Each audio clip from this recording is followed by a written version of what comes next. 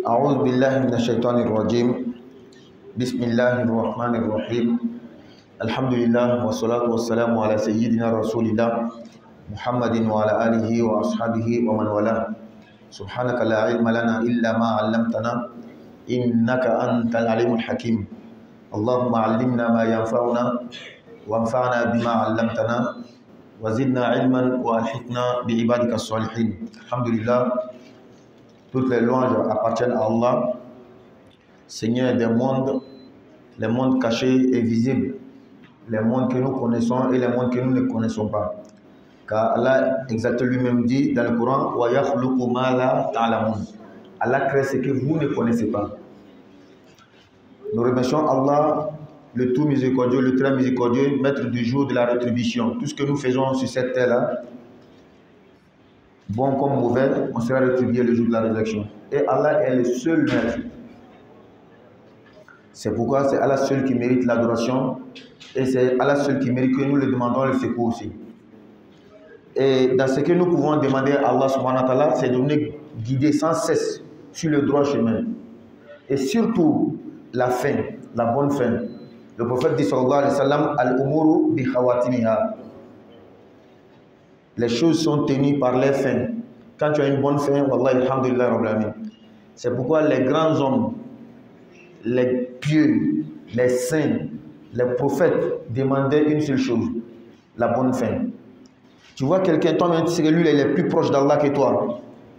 Mais il te demande de faire droit pour lui, pour qu'Allah lui donne la bonne fin. C'est que toi, tu dois dire quoi? Donc Allah nous guide sur le droit chemin. Et le droit chemin, c'est seulement le chemin des prophètes, les messagers, les pieux, les saints. Car c'est ceux-là qu'Allah les a fait faveur. Allah les a accordé sa faveur. Et lorsque nous demandons la guidance à Allah, nous demandons à Allah de nous sauver, de nous garder contre aussi l'égarement. L'égarement, c'est le chemin de ceux qui ont encouru la colère d'Allah. C'est que Allah dit de faire, ils n'ont pas fait. C'est que Allah dit de ne pas faire, ils ont fait. Donc Allah est en colère contre eux. Et les égarés également, ceux qui ont laissé le chemin des prophètes, le chemin des messagers, les saints hommes d'Allah. Qu'Allah nous guide, Inch'Allah. Nous demandons à Allah qu'il fasse sa bénédiction, son salut sur son noble prophète Muhammad sallallahu alayhi wa sallam et sur sa famille, ses compagnons et tous ceux qui les suivront jusqu'au jour de la résurrection. Nous continuons avec notre grand thème, la réparation de l'oubli dans la prière. C'est très très important. Ça fait maintenant, si je ne me trompe pas, la 8e assise, 8e semaine. On est sur ce chapitre-là. Tellement que le chapitre est difficile. Parce que c'est lié à la prière. Et le prophète sallallahu alayhi wa sallam nous dit, au sujet de l'importance de la prière,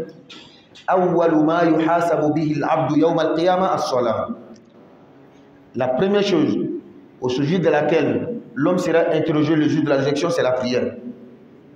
Si elle a été bien faite, alhamdulillah, on commence à regarder les autres actions. Si elle a été mal faite, wallahi, on ne regarde plus. On ne regarde plus. On dit que non, ce n'est pas la peine même.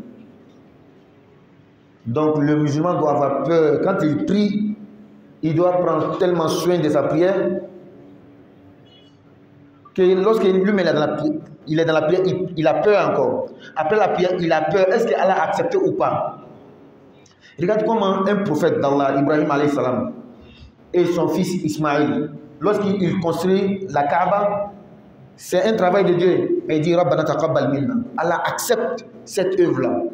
C'est-à-dire, tu es en train de faire une bonne chose, tu demandes à Allah encore d'accepter.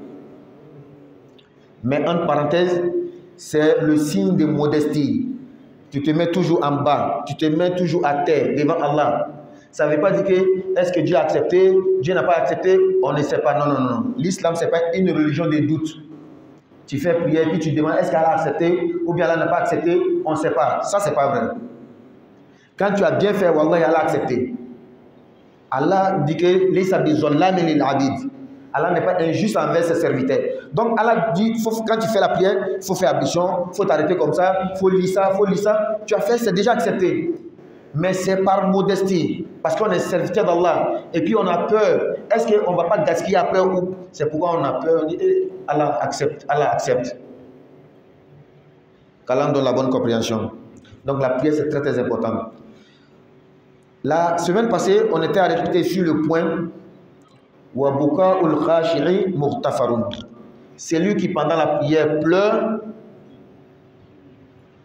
il est pardonné. Regardez comment Cheikh Abdurrahman Al-Akhdari nous dit qu'il a constitué sa phrase. Une telle belle expression, ça sous-entend quelque chose. En principe, pleurer dans la prière, ça doit gâter la prière, en principe. Mais ça ne gâte pas, c'est pourquoi il dit Mughtafarun, Allah va te pardonner. Et on expliquait, il y a beaucoup de manières de pleurer dans la prière. Même les savants nous disent que Man baka fi solat li amri dunya. Quelqu'un qui dans la prière, il pleure à cause d'une affaire de dunya. Peut-être que Allah nous préserve nous tous, sa boutique a pris feu.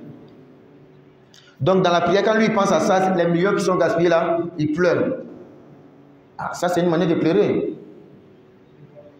Ça, si c'est seulement les larmes qui coulent, il pleure, ça ne gaspille pas la prière. Mais quand il fait en haute voix, ça gaspille la prière. Ou bien, un de tes proches est décédé, ça t'a tellement touché dans la prière, tu pleures. C'est pas parce que tu penses à Allah que tu pleures, hein? C'est parce que tu as perdu un être cher. Si c'est les larmes qui coulent, il n'y a pas de problème, la prière n'est pas gaspillée. Mais quand tu fais en haute voix, la prière est gaspillée.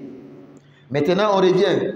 Quelqu'un qui pleure à cause d'Allah, parce que le verset qu'on lit là, vraiment, ça l'a tellement touché. Quand il pleure, il n'y a pas de problème. Allah le pardonne. Même s'il fait en haute voix, Allah le pardonne. Mais nous avons... Mais l'homme doit se maîtriser. Tu dois savoir te maîtriser. La fois passée, on avait donné un conseil.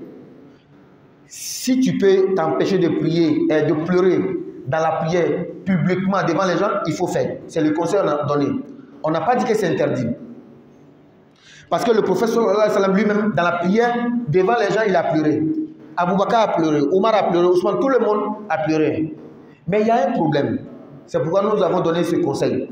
Regardez comment, dans le hadith, le prophète sallallahu alayhi wa sallam parlait des 7. سبعة يظلهم الله يوم لا ظل إلا ظله السابع ماذا قال ورجل ذكر الله خاليا ففاضت عيناه. Quelqu'un dans la solitude, la nuit, 2 h du matin, dans le noir, personne ne le voit, il invoque Allah jusqu'à ce qu'il pleure, il lit le Coran jusqu'à ce qu'il pleure, il a tellement une grande place auprès d'Allah, Allah va le mettre parmi les 7 groupes. Pourquoi? Ce qui frappe le plus, khaliyan fi khalwatihi. Personne ne le voit. Parce que en ce moment-là, quand tu pleures, tu es seul là, il y a beaucoup de sincérité dedans. Et nous avons dit, quand tu pleures devant les gens, 1 fois, 2 fois, 3 fois, c'est les mêmes gens là, ils vont dire que imam là, il craint Dieu, hein? Ils vont commencer à faire tes éloges. Si Allah n'était pas aidé, Shaitan va rentrer dans toi.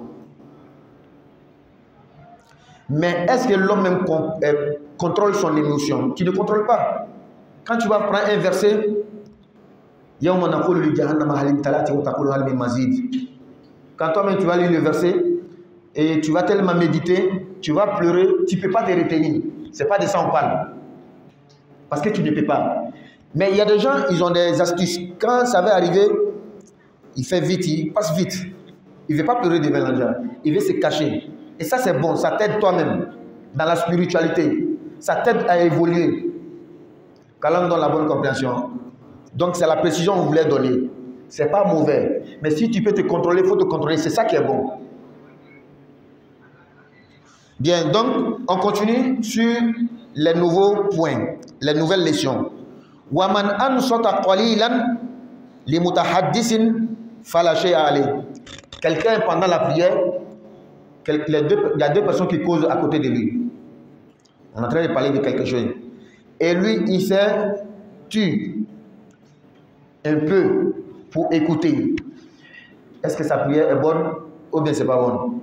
On dit tel joueur est en train d'expliquer parce qu'il y a beaucoup de fans de foot.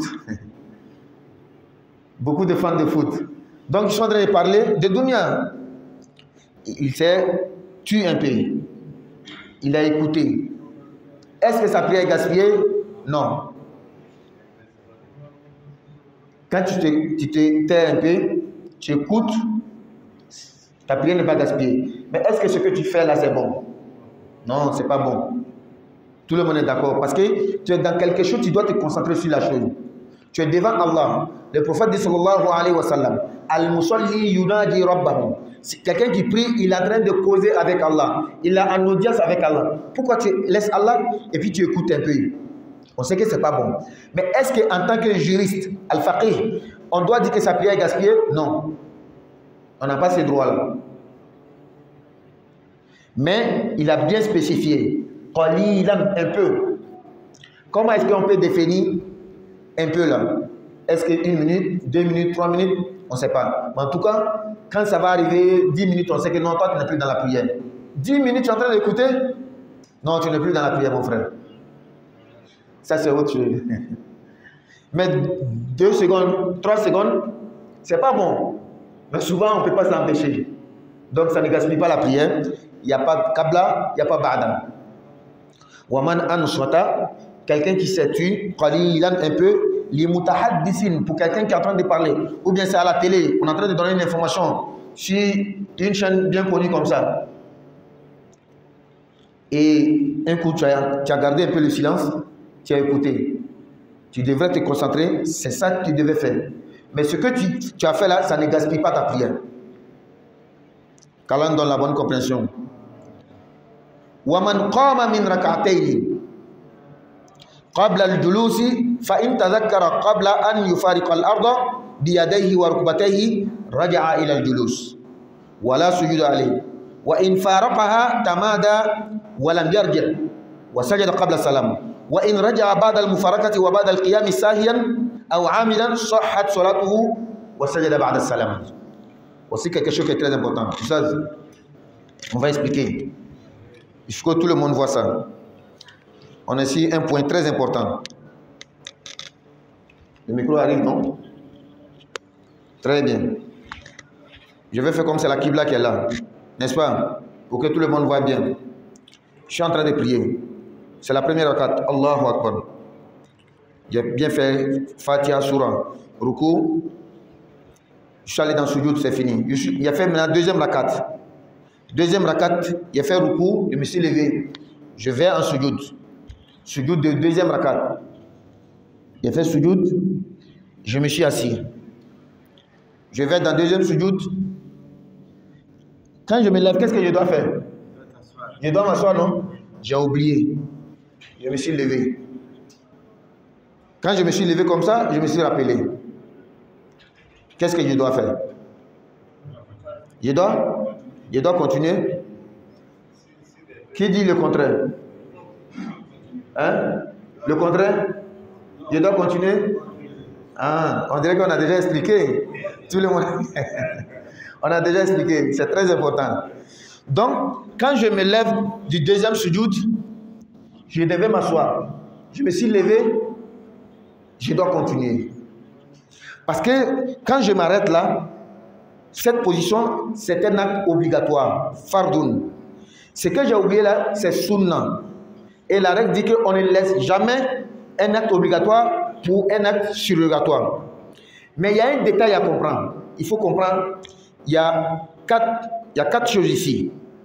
La première chose, quand je me levais de sujoud, j'ai oublié, je me suis levé, regardez très bien. J'ai fait comme ça. Les deux paumes, les genoux ne sont plus à terre. Même si c'est comme ça, je dois continuer. Je ne dois plus m'asseoir. Ça, c'est un. Deuxièmement, quand j'ai quitté le sujoud, je devais m'asseoir. Mais j'ai oublié. En me levant, les paumes ne sont plus à terre, mais les genoux sont à terre. Je me suis rappelé. Qu'est-ce que j'ai fait? Je m'assois. Ou bien, je me levais, les genoux ne sont plus à terre, mais les paumes sont à terre. Je me suis rappelé, qu'est-ce que je fais? Je m'assois. Ça fait 2. Troisième, quelqu'un il s'est déjà levé. Qu'est-ce qu'il devait faire? Est-ce qu'il doit s'asseoir ou bien il doit continuer? Il doit continuer, mais lui, il s'est assis. Il est revenu, il s'est assis. Là, il y a 2 cas. S'il a oublié, c'est un cas.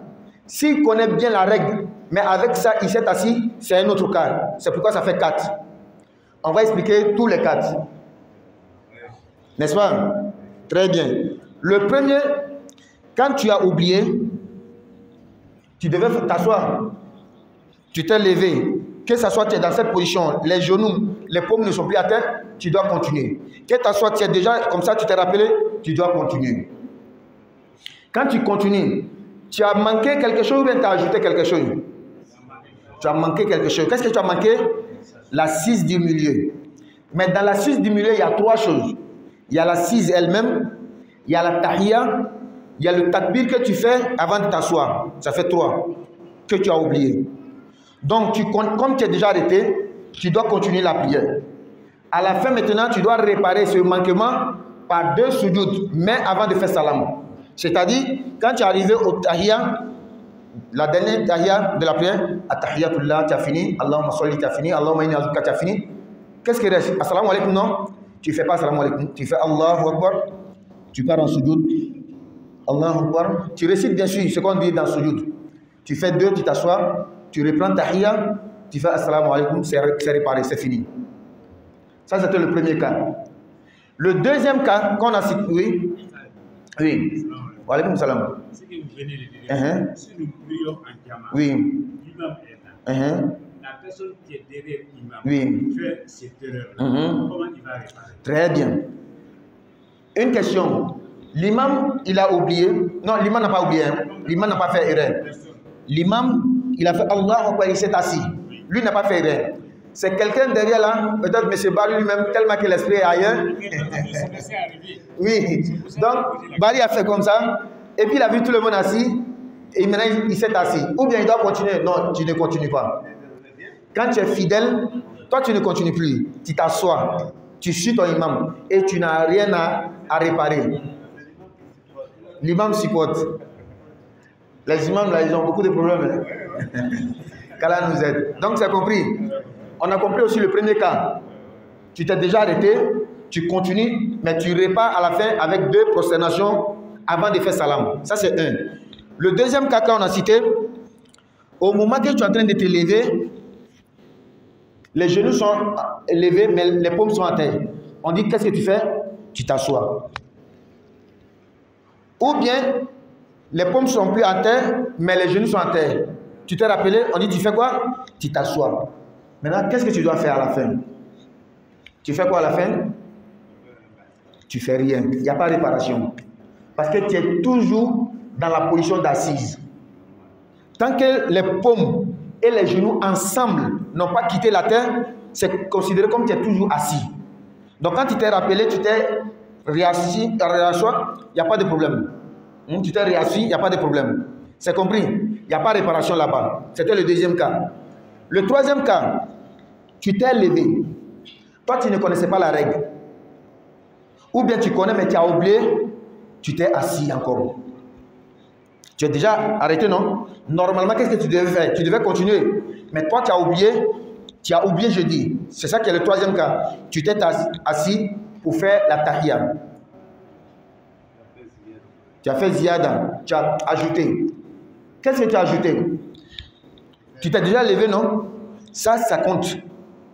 Quand tu t'es assis, c'est l'assise que tu avais oublié. C'est revenu normal, non? Mais le fait que tu es debout là, ça c'est ajouté sur la prière. Donc tu as complété quelque chose à la prière. C'est pourquoi c'est lui qui fait ça. À la fin de sa prière, quand il fait tahiyya, il finit tahiyya, il doit faire assalamu alaikum wa rahmatullah, assalamu alaikum wa rahmatullah, et il dit Allahu Akbar. Il fait 2 sujoud pour réparer le fait qu'il s'est levé et il s'est réasseoir. C'est compris? Ça c'était le troisième cas. Il a oublié. Ce n'est pas de sa faute. Maintenant, le quatrième cas, toi tu connais très bien, l'imam a déjà expliqué ici. Ou bien toi-même tu es imam. Quand tu t'es levé, les gens disent Subhanallah, Subhanallah. Tellement qu'ils t'ont dit Subhanallah et ils ne se lèvent pas, tu t'es assis avec eux. Non, tu ne devais pas faire ça. C'est eux qui doivent te rejoindre. S'ils ne se lèvent pas, toi, il faut continuer ta prière seulement. Quand tu vas faire Allah dans Ruku, là, ils vont venir te trouver là-bas. C'est comme ça que toi, tu dois faire.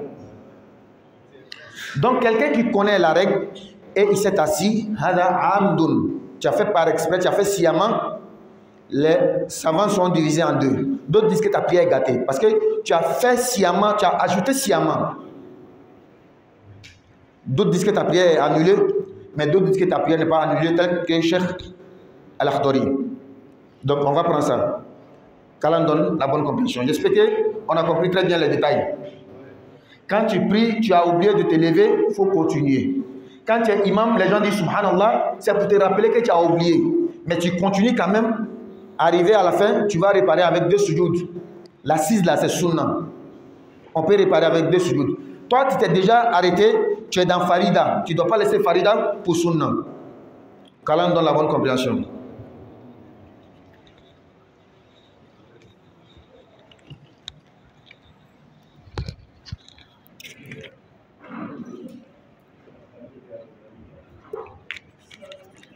Non.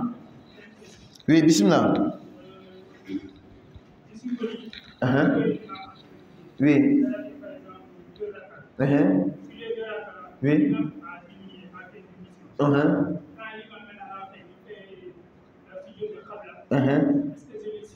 Très bien. Très bien. Une très belle question. On va répondre en 3 façons. Toi, tu as donné un cas, nous, on va donner 3 cas. Tu es venu trouver l'imam, il est en train de prier Isha. Toi, tu as manqué 2 rakats. Donc, tu es venu trouver 3e rakat, 4e rakat. Dans la prière, l'imam a diminué dans la prière. Soit la première rakat, toi, tu n'étais pas là, ou bien la 3e rakat, toi, tu étais là. Il a diminué en tout cas. Il doit réparer avec Qabla. Est-ce qu'à la fin, quand l'imam fait Qabla, toi, tu dois faire avec lui? Oui. Parce qu'il n'était pas encore, l'imam ne t'a pas encore donné autorisation de te lever pour rembourser le crédit. Tant que l'imam n'a pas dit assalamu alaikum, il ne t'a pas donné la route.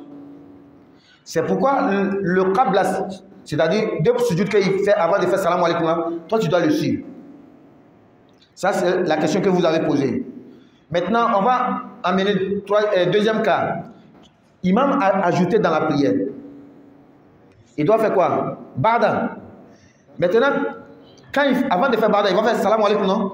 Quand il fait salamu alaikum, il t'a donné la route de te lever pour rembourser. Donc toi, tu ne fais pas Ba'da avec lui. Tu continues, tu rembourses d'abord avant de faire les Ba'da toi seul. C'est compris? 3e cas. Toi, tu es venu trouver imam, il est dans la dernière rakat. Toi-même, tu n'as pas eu même ruku avec l'imam. Tu es venu trouver, il a déjà dit Sami Allahu liman hamda dans 4e rakat de Isha. Ce qui veut dire que tu n'as pas eu de rakat avec l'imam. Toi, Qablao, Ba'dao, tu ne fais pas avec lui. Hein? Tu fais ta prière seulement. Mais il y a quelque chose qui est important. Je vais expliquer cette chose-là ici. On a des frères, lorsqu'ils viennent trouver, imam est assis à Tahiyatullah, il fait comme ça. Ils attendent. Quand l'imam dit assalamu alaikum wa rahmatullah, assalamu alaikum wa rahmatullah, il se lève maintenant et puis il fait al-iqama, Allahu akbar, Allahu akbar, ashhadu an la ilaha illallah. Non, c'est pas comme ça on fait. Quand il vient trouver imam assis, même dans la dernière rakat, toi tu viens, tu prends l'intention. Tu fais le takbir, Allahu akbar. Tu t'assois avec l'imam. Tu fais la tahiyya avec l'imam. Quand l'imam dit assalamu alaikum wa rahmatullah, assalamu alaikum wa rahmatullah, tu te lèves, tu ne fais plus iqama. Tu continues, tu es dans la prière comme ça. Seulement, tu n'as pas eu de rakat avec l'imam. Et les savants sont divisés. Il y en a qui disent que tu vas avoir mérite de diamant, d'autres disent que tu ne vas pas avoir mérite de diamant. Mais toi, tu es venu trouver imam, il est en train de faire tahiyya. Ce qu'on voit, ils font là, ils ne disent pas Allahu Akbar, ils viennent seulement, ils s'assoient comme ça. C'est-à-dire, ils n'est même pas dans la prière. Quand on fait salam alaikum, il se lève, il commence. Il fallait faire seulement Allahu Akbar, tu rentres dans la prière, tu as eu mérite de la diamant selon certains savants. Qu'Allah donne la bonne compréhension. Donc, c'est compris? Non, on continue.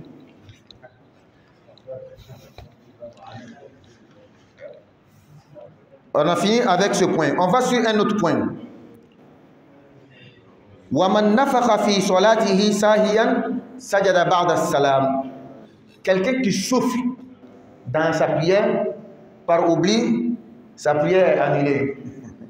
Ouais, Mr. Bamba. Sa prière est annulée. Qu'est-ce que veut dire souffler? Quelqu'un qui souffle comme ça. dans sa prière, Sahiyan, par oubli, Sajada Ba'da Salam, il fait Ba'da Salam. Il doit faire 2 prosternations après Salam pour réparer. Pourquoi? Quand il fait, vous attendez le son ou pas? Ça sort oralement, n'est-ce pas? Ça sort de la bouche. Ce son-là est considéré chez les savants comme la parole. Oui. Oui.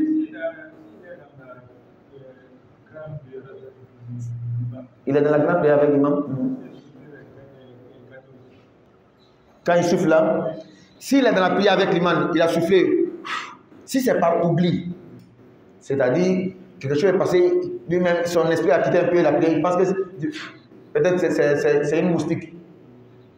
Que ce soit seul ou bien derrière l'imam, sa prière n'est pas gaspillée. Maintenant, quand il est derrière l'imam, lui n'a pas de réparation à faire. L'imam supporte ça. Mais quelqu'un qui connaît les règles, tu connais très bien que souffler dans la prière, ce n'est pas bon. Et tu fais, ta prière est gaspillée. Donc, la prière est tellement sacrée et tellement importante, il faut vraiment mettre tout l'esprit, toute ta concentration. Je reprends. Oui. Je vais reprendre d'abord. Oui, bismillah. Hors de coup. D'accord, bismillah. Impureté, oui. Oui.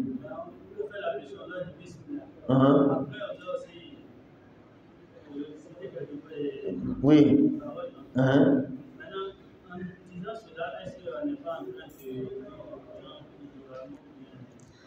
En état d'impureté, on ne doit pas prier, on ne doit pas lire le Coran.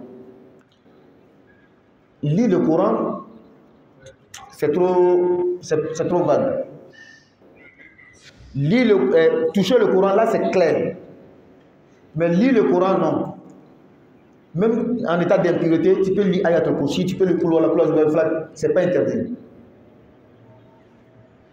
Je prends un exemple.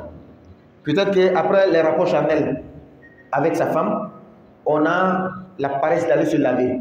On veut dormir. C'est permis. On peut dormir sans même se laver. Mais je dois faire pour Wallah, pour me frotter avant de dormir. C'est pas interdit. C'est pas interdit. C'est toucher le Coran là qui est problème. Réciter quelques versets, il n'y a pas de problème. Et pour un hafiz, quelqu'un qui a mémorisé le Coran, il est dans un état d'impureté, il doit faire la révision, c'est pas interdit. N'est-ce pas? Un oustaz, un imam, tu es dans un état d'impureté, quelqu'un vient te demander j'ai besoin de tel verset, tu le récites, c'est pas interdit. Une femme en état de menstruation qui récite le Coran pour ne pas oublier, c'est pas interdit. C'est compris? Qu'Allah donne la bonne compréhension. Voilà.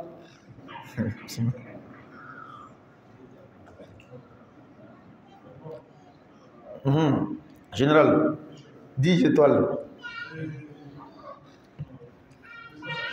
Pardon? J'ai pas entendu. 6 étoiles. D'accord, bismillah. Oui. Oui. Oui.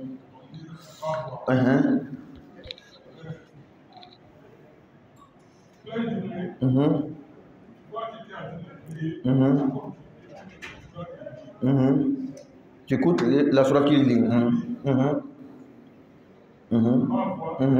On entend quelques sons et on sait automatiquement quelle sourate est en train de lire. Oui. La prière de nuit aussi.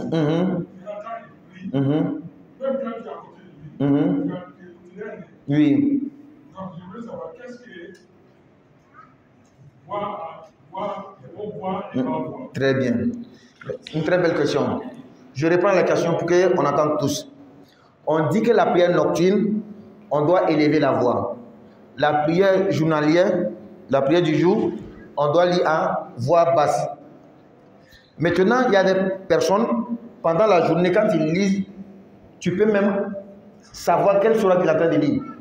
Pas parce qu'il est en train de lire en haute voix, mais il y a des mots, souvent même des versets que tu entends. Et pendant la nuit aussi, il y a des personnes, ils prient, ils ne lisent pas en haute voix, ils lisent en voix basse. Et même, tu peux t'arrêter à côté de lui, tu ne sais pas ce qu'il est en train de dire. Qu'est-ce que veut dire maintenant lire en haute voix, lire en voix basse, n'est-ce pas? Très bien. Quand il lit et que toi-même tu t'entends, on dit c'est la voix basse. Quand tu remues la langue, c'est la voix basse. Maintenant, quand quelques mots sortent, le prophète sallallahu alayhi wa sallam a fait pareil. C'est pourquoi il y a des personnes qui suivent cela. Ce n'est pas la haute voix, mais quelques mots on entend. Les sahaba, un sahaba dit que le prophète priait jour et il lisait, il y a des mots on entendait, c'était surat al-Tin. N'est-ce pas?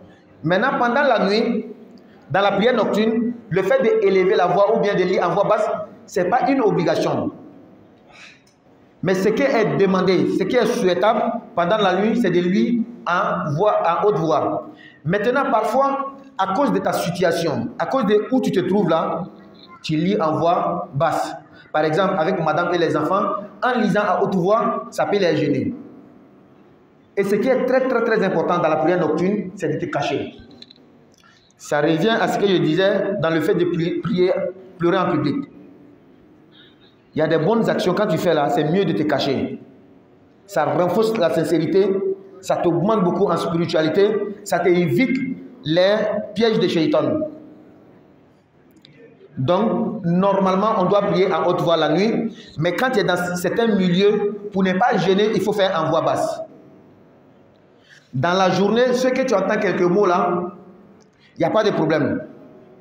Ce n'est pas haute voix, c'est quelques mots on entend, le prophète en a fait aussi. J'espère qu'il a répondu à la question. Qu'Allah donne la bonne compréhension. Donc on peut continuer. Très bien. Oui, elle a dit.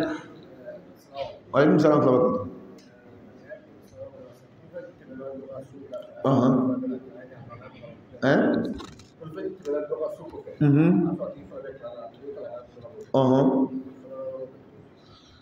Prophète sallallahu alayhi wa sallam, le prophète a passé, en français non? Le prophète a passé derrière la maison de quelqu'un, il l'a entendu en train de lire des sourates, la nuit. Hein? Lui, il a respecté les normes. Je fais kalan, je fais seli kanana bon. Mais tout le monde ni ibe yoro minna, muso lanibe don lanibe ou ni modo be kanata o torode o le ko se bi kanjigi. Ni yo ke bashitala, c'est-à-dire nagafla la hal naki jat le fait. Il l'on be na fasi bi kambo bashifo itala. Mais min ke kanyi min nina o le ka ke kikadi. Choufe ni ki kanji la seli bashifo itala, mais min nina iki kambo. Mais farda qu'on est là, ah t'intède, farda là, choufeta ou là, fajiri, fitri, safo, kambe bolé, abe motoro, ate motoro, ibi kambo. Peut-être qu'à bere benidron. Klefeta là, ibi kam majigile. J'espère que vous aurez une femme là. Nafla, tu as les deux choix. La nuit comme la journée, tu as les deux choix. Tu peux lire en haute voix, tu peux lire en voix basse. Mais ce qui est demandé, ce qui est recommandé la nuit, c'est de faire en haute voix. La journée, ce qui est recommandé, c'est de faire en voix basse. Maintenant, dans certaines situations, toi-même, tu vas juger bon que non, c'est vrai, c'est la nuit, mais je vais faire en voix basse. Hein? Je suis en train de demander toujours Al-Hikmah, pourquoi on nous dit de lire en haute voix la journée et en voix basse la nuit? Al-Hikmah, il n'y a pas de hadith ou bien de Coran. Pourquoi Allah a dit de lire en haute voix la nuit et en voix basse la journée? Mais les savants disent que la journée, il y a tellement de bruit, c'est mieux de lire en voix basse. La nuit, la nuit, il y a la paix, il y a le calme. Quand tu lis, la lecture est vraiment... Donc voici la hikmah, la sagesse que certains savants ont dit. La nuit, la lecture est beaucoup pertinente. La journée, il y a tellement de bruit, on fait en voix basse. Imagine, pendant la nuit, tout le monde est là et que les mosquées sont en train de lire, toutes les mosquées avec en haute voix. Donc c'est mieux la journée, il y a tellement de bruit, on fait en voix basse. La nuit, quand ils lisent, wa Qur'an al-Fajr, inna Qur'an al-Fajr kana mashhouda. Kalam dans la bonne compréhension. Donc, on était sur le point de souffler. Les savants, il y a un hadith même, Ad-nafru fi solati kalamun. Kamara ul bayhaqi. Souffler dans la prière, c'est comme la prière. Mais il y a des savants qui vont faire la différence. Entre souffler pour une excuse, il y a quelque chose qui fait que tu souffles. Par exemple, tu es dans la prière, il y a un moustique qui est rentré dans ta gorge. Ça peut arriver, ça arrive souvent même. N'est-ce pas? Ça arrive souvent. Tu pries, il y a quelque chose qui rentre, tu souffles vite pour ne pas que ça rentre dans la gorge. Ça ne fait rien. Mais sans raison, tu souffles comme ça, là c'est la parole, et sans excuse aussi. Ça gaspille la prière. Et tu peux aller entendre dans d'autres mazhab encore, ils disent que même souffler sans raison, ça ne gaspille pas. Là c'est haute école. Qu'Allah donne la bonne compréhension.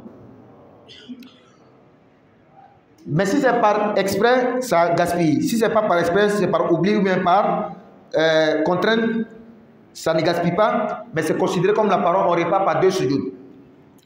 Autre chose, waman atosa fi solatihi fala yashtaghilu bilhamdi.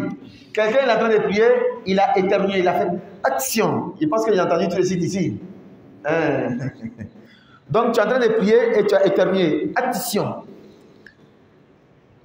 D'abord, est-ce que éternuer, ça a un impact sur la prière? Non. Ça, ce n'est pas ton vouloir. On n'a pas encore arrivé là-bas. D'abord, éternuer, fais attention. Est-ce que ça gaspille ou bien ça ne gaspille pas? Ça ne gaspille pas parce que ce n'est pas ton choix. Quand ça vient, ce n'est pas ton choix. Et les savants disent Al-atasu min Allah. L'éternuement vient d'Allah. Et At-tatha'ubu min ash-shaytan. Le bâillement, là ça vient de shaytan. C'est-à-dire ça, tu peux arrêter. Mais éternuer, tu ne peux pas arrêter. Et éternuer est très important même pour l'homme. Les savants nous disent que celui qui n'éternue pas, il y a un gaz dans le cerveau. C'est quand tu éternues que ça sort. C'est pourquoi quand tu éternues, tu dois même dire Alhamdulillah. Vraiment, Allah, merci. Parce que si le gaz là restait dans mon cerveau, ça n'allait pas être bon pour moi. Regardez, même quand tu vas à la selle, tu vas dans WC, tu finis, quand tu sors, il y a une doigt, tu dois dire. On ne dit pas dans WC, hein? C'est une fois sorti de WC qu'on doit dire la doigt. On dit Goufranak. Allah, pardonne-moi. Alhamdulillahi alladhi adhaba anni al-adha. Louange à Allah, tu remercies Allah qui t'a fait partir ce mal-là. Wa afani, et il t'a donné la santé. Parce que ce que tu allais jeter dans WC, si ça reste dans ton ventre là, c'est pas bon pour toi. Tout le monde sait ça. Si ça arrive à un certain moment, les docteurs même vont opérer le ventre pour faire sortir. Donc c'est même chose comme l'éternuement. Quand tu fais action, tu dois dire Alhamdulillah.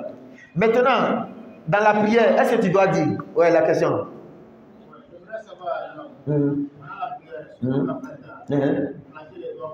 Oui. Est-ce que claquer les doigts comme ça, farqa'atul asabi, c'est macro, c'est déconseillé, ça ne gaspille pas, mais en faisant ça, tu ne donnes pas la considération à la prière. C'est pourquoi c'est déconseillé. C'est pas bon, mais ça ne gaspille pas la prière. Tu es en train de jouer. Qu'Allah donne la bonne compréhension. Donc, dans l'éternuement, tu as éternué dans la prière, il n'y a pas de problème. Maintenant, le Alhamdulillah que le prophète nous a enseigné, est-ce que tu dois dire dans la prière? Non. Tu ne dis pas dans la prière. Fala yashtaghil bilhamd. Tu ne t'occupes pas de Alhamdulillah. Pourquoi? Parce que dans la définition de la prière, on a dit quelque chose de très important. As-salatu aqwalun wa af'alun tabtadi'u bi takbiratil ihram wa tantahi bis salam.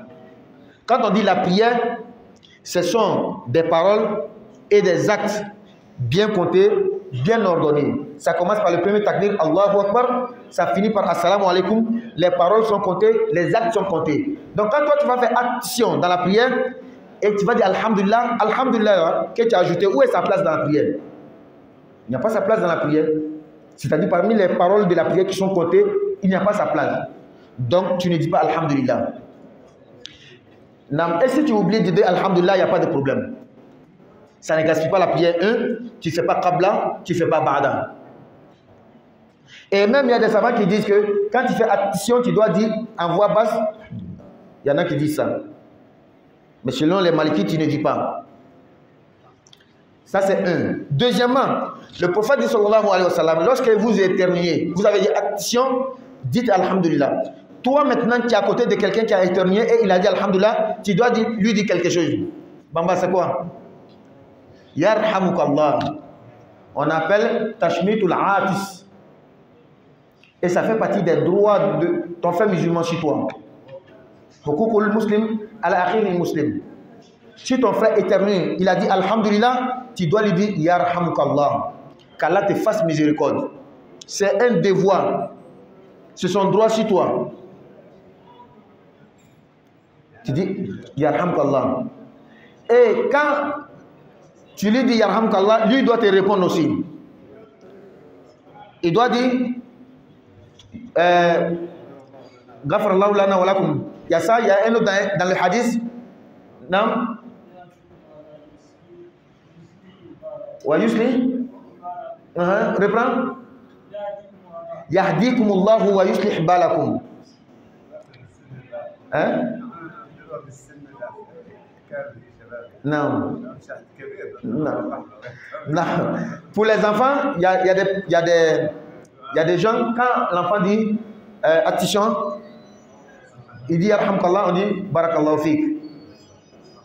Hein? Samahakallah, Barakallahu fik. En tout cas, c'est la doigt et tout est bon. Mais ce qui a été Al-Ma'sour anil Rasoul, ce qui vient du prophète, quand il fait attention, tu dis Alhamdulillah, l'autre te dit Alhamdulillah, toi tu réponds Yahdikumullah wa yuslih balakum et Yaghfirullahu lana wa lakum, tout est bon. Qu'Allah donne la bonne compréhension. Maintenant, on a dit que quand tu es dans la prière, Allah Akbar, tu as dit attention, tu ne dis pas Alhamdulillah. Maintenant, ton frère qui est à côté, il a dit attention, il ne prie pas. Il est à côté, il a dit attention, il a dit Alhamdulillah. On dit que c'est un devoir sur toi de lui dire Yarhamkallah. Pourtant, toi, tu es dans la prière. Comment tu vas faire? Non, tu ne le fais pas. Tu ne dis pas Yarhamkallah. Ce que tu es dedans est plus important que lui son Yarhamkallah. Tu continues ta prière. Il ne faut pas dire Yarhamkallah. Et ici, il n'y a pas de tolérance. Dans Alhamdulillah, il y a tolérance. Il y a des savants qui disent que tu dois dire Alhamdulillah. Mais Yarhamkallah, les savants disent que tu ne dois pas dire. Tous les savants sont d'accord. Tu ne dois pas dire Yarhamkallah. Parce que Alhamdulillah fait partie des paroles de la prière. Seulement tu as dit dans un coin où on ne doit pas dire. Mais Yarhamkallah ne fait pas partie des paroles de la prière. Il reste troisième. Ton frère, il a dit Alhamdulillah. Toi, tu n'as pas dit Alhamdulillah, mais c'est pas que tu es dans la prière, tu as dit attention, que tu as dit Alhamdulillah, lui il a dit Alhamdulillah. Est-ce que tu dois lui répondre Yahdikumullah? Non, tu ne dois pas dire Yahdikumullah yuslih balakum. C'est compris? Qu'Allah donne la bonne compréhension. Non. Il reste maintenant Waman tatha'aba fi solati saddafa. C'est lui qui baille dans la prière. Qu'est-ce que veut dire bailler? Avant même la prière, le prophète nous a conseillé, quand le bâillement veut venir, il faut faire tout possible pour éviter. On peut éviter. Mais parfois, c'est plus fort que toi. Ce qui est important, il ne faut pas faire avec la voix. D'abord, ce n'est pas le bon comportement. Si tu habites avec le jour où le président va t'appeler, tu as une audience, il doit te donner beaucoup de millions. Et puis il va dire que je ne te donne plus. Quand on donne la bonne compréhension. C'est-à-dire, c'est une manière de dire que si tu n'es pas habitué à te canaliser, à bien faire devant le public, devant certaines personnes, tu es déjà habitué, tu vas faire, et puis ça sera une honte sur toi. Ça, c'est un. Deuxièmement, quand tu es dans la prière, là, tu ne dois même pas faire même. C'est encore plus vilain. Dans la prière, tu fais ha. Avec le son, tu ne dois pas faire. Deuxièmement, le prophète nous a conseillé, quand tu dois bailler, il faut fermer la bouche. Il faut fermer avec le dos de la main, comme ça. Parce que quand tu fais avec la paume comme ça, après tu vas nous saluer. Avec le temps de grippe là, tu vas nous contaminer. Hein? Tu fais le dos ou bien ici, comme ça. Et tu fais comme ça, après tu vas nous saluer. Même quand tu veux éternuer, tu fais comme ça. Attention, tu as déjà mis ça ici, après tu vas nous saluer. C'est mieux de faire comme ça, attention ou bien avec mouchoir. Mais quand tu fais dans la main là, tu Tu vois comment 14 siècles avant aujourd'hui, 1400 ans avant aujourd'hui, le prophète nous a enseigné comment se comporter. Hein? Suluk. Donc quand tu bailles dans la prière, il faut fermer la bouche. Il ne faut pas faire le son. Voilà, quand tu dois enlever quelque chose de la bouche, il ne faut pas comme ça. Non, non, non. Il faut faire dans l'habit. Si tu as un mouchoir dans la poche même, tu enlèves le mouchoir, tu enlèves ce qui est dans la bouche. Mais quand tu fais tout avec le son, les fuqaha vont dire que c'est la parole. Donc ça peut gaspiller la prière si tu as fait sciemment. Comme il est là, on va s'arrêter ici. Prochainement, on va continuer. Subhanakallahumma wa bihamdika. Nashhadu an la ilaha illa anta nastaghfiruka wa natubu ilayk. Subhana rabbika rabbil izzati amma yasifun. Wa salamun ala al-mursalin walhamdulillahi rabbil alamin.